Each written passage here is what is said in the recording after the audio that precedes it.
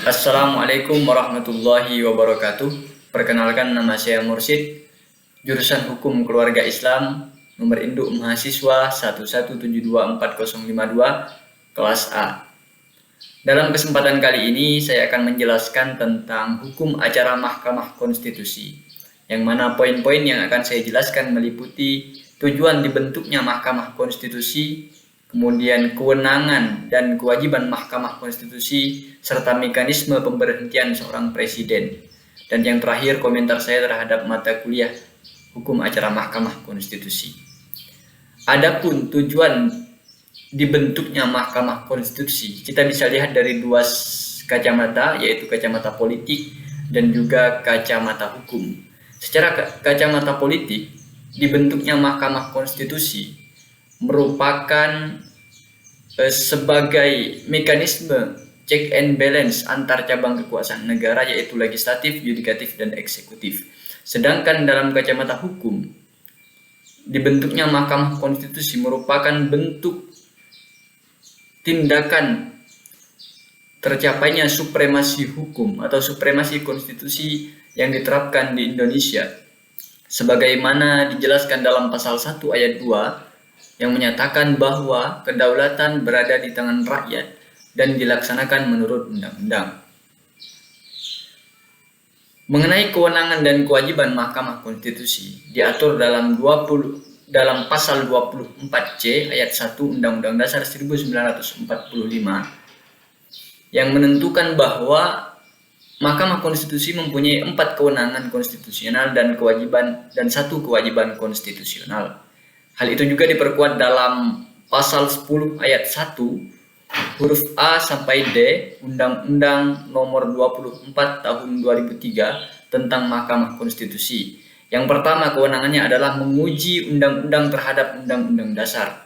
Yang kedua, memutus sengketa kewenangan antar lembaga negara yang kewenangannya diberikan oleh undang-undang dasar. Dan yang ketiga, memutus pembubaran partai politik, dan yang terakhir adalah memutus perselisihan tentang hasil pemilu. Sedangkan kewajiban dari Mahkamah Konstitusi sebagaimana diatur dalam Undang-Undang Nomor 24 Tahun 2003, Mahkamah Konstitusi wajib memberikan putusan atas usul Dewan Perwakilan Rakyat bahwa presiden dan atau wakil presiden diduga telah melakukan pelanggaran hukum. Pelanggaran hukum itu berupa pengkhianatan terhadap negara, korupsi, penyuapan, tindak pidana berat yang ancamannya 5 tahun atau lebih, atau perbuatan tercela yang bisa merendahkan jabatan seorang presiden. Dan yang terakhir adalah seorang presiden tidak lagi memenuhi syarat sebagai presiden dan atau wakil presiden. Adapun mekanisme pemberhentian presiden ketika diduga telah melakukan pelanggaran hukum itu diusulkan oleh Dewan Perwakilan Rakyat kepada Majelis Permusyawaratan Rakyat hanya dengan terlebih dahulu mengajukan permintaan kepada Mahkamah Konstitusi sebagai peradilan yang berwenang mengatasi permasalahan ini. Untuk komentar saya terhadap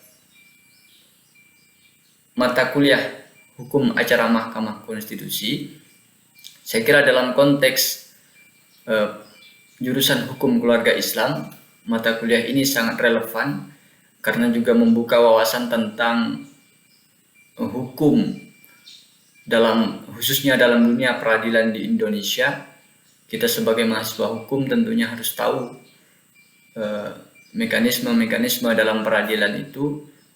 Dan komentar saya terhadap pengajaran selama 1 semester sangat baik karena dosen menekankan pada pembelajaran mandiri, yang mana mahasiswa dituntut untuk belajar secara mandiri dan mencari sendiri. Sekian dan terima kasih penjelasan saya. Wallahul muwaffiq ila aqwamit thoriq. Wassalamualaikum warahmatullahi wabarakatuh.